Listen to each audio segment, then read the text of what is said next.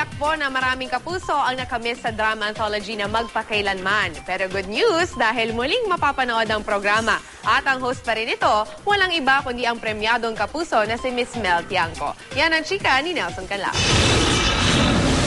5 taon sinubaybayan noon ng mga Pilipino ang programang Magpakailanman, kung saan itinatampok ang tunay na kwento ng iba't ibang personalidad. Ang ilan, sila mismo ang gumanap. At matapos ang mahigit 4 na taon muli itong mapapanood, syempre kasama pa rin si Mel Tiangco. Sa press conference ng programa kanina, napansin ng lahat na naluha si Tita Mel. Yes, because hindi ko pa naaarok na parang hindi ko pa ma-feel na talagang babalik na magpakailanman. And now that, in this press conference, everybody is here and there is the AVP, parang, wow, totoo nga, babalik na nga. Parang, tuwan-tuwa ako.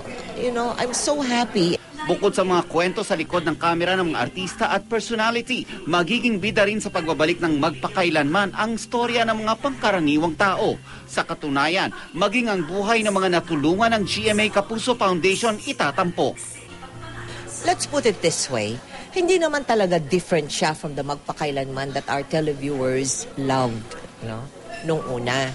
Kaya lang, there will be changes. There will be changes. But the same beautiful stories, the same aspirational stories, the same award-winning performances of the best actors and actresses in the industry, the same beautiful, uplifting stories that we did before, we will do again, pero lalo pa naming pagagandahin at lalo pang para kapulutan ng ating mga televiewers, nang maaari nilang gamitin sa kanilang buhay. November 17 na mapapanood ang Magpakailanman. Isang malaki ng storya ng pagtatagumpay sa buhay ang unang mapapanood na tiyak daw ikagugulat ng marami. Nelson Canlas, updated sa Showbiz Happenings.